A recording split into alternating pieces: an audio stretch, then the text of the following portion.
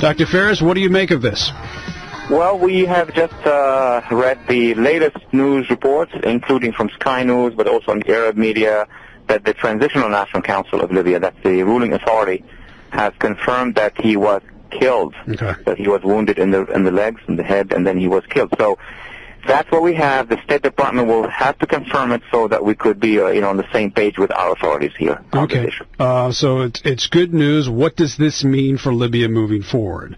It means a lot of things. First of all, Gaddafi has been the dictator for over 4 decades. I was 12 years old when he came to power in the Middle East. He knows a lot of things. He has been involved in a lot of terror, a lot of coup in the region. But at the same time, he has been having involvement with the West, with many countries, including ours. So the amount of information that this man had, now that he has been killed, would have been very useful. But at the same time, he had many enemies, including locally in Libya, specifically those who are going to govern after him. It is my estimate, my projection, that they were not in a hurry to try him, if you understand what I mean, because he would have actually revealed exactly the composition of the forces coming after him. And, in politics, that is not what they wanted. All right, let's talk a little bit about what happens now. Let's assume that for the moment that those reports are correct and that Gaddafi is forever away from the scene. We know that there was a problem with some of the weapons of mass destruction that Gaddafi said falling into the wrong hands. But what about the oil and how that economy goes forward? It's very important to the world economy because they have a lot of oil in Libya. Libyan oil is basically the main feeder of Europe. And Europe's economy is, their situation is very bad right now, which explains why the Europeans on Libya were faster than us to make sure that the regime would go down and to make sure that the oil will flow. That was the first question to the TNC when it was based in Benghazi. My projection is that the TNC now is worried about its legitimacy. And you know that the 1/3 of the TNC is made of secular and former military, another third is made of Islamist militias. So they're going to settle their issues.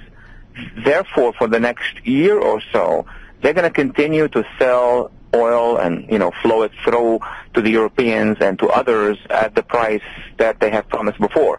But after that, depending on who's going to be in full control of Libya, well, Libya is going to go back to be an oil producer and, the economic gains within OPEC. So we're going to have a respite of a year or year and a half.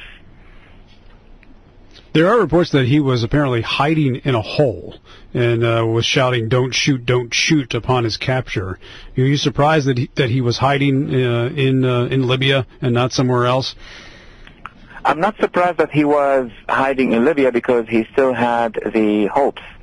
And, he had reasons to believe that he has still supporters. And, in fact, if you look at how he was captured in difference with Saddam Hussein was captured, his city, his hometown was fighting. Saddam Hussein was fleeing. He was in a hole, in a hole. We don't have the evidence that he was in a hole. What we know is that he was inside a city that was fighting his rebels, his own supporters. I mean, we're fighting the rebels or the current regime. And he still has supporters in the south.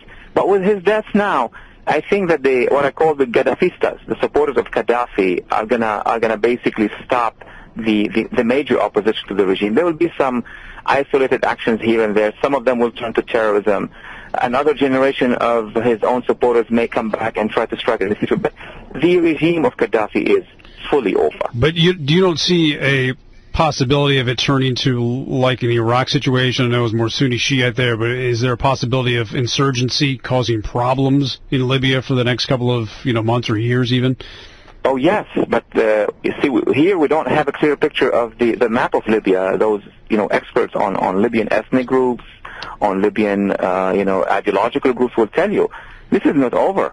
That's why it is important for the TNC to move quickly towards stability and democracy at the same time, because you have the remnants of Gaddafi who are in the strongholds in the south and also in the cities that fell.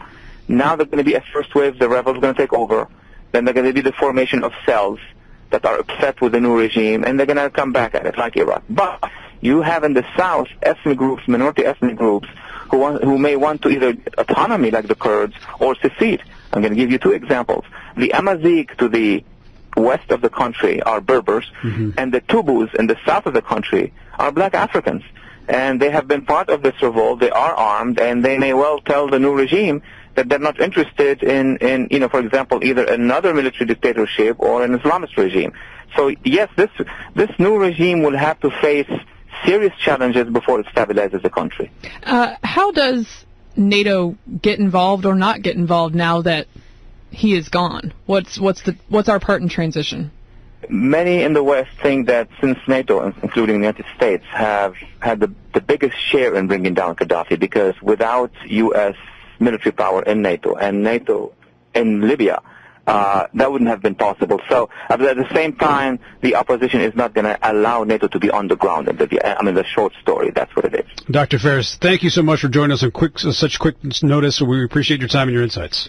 Thank you, sir. Dr. Wally Phares from Fox News on the breaking news that Gaddafi was captured and killed. And that has been confirmed now by a couple of news sources. We have yet to hear from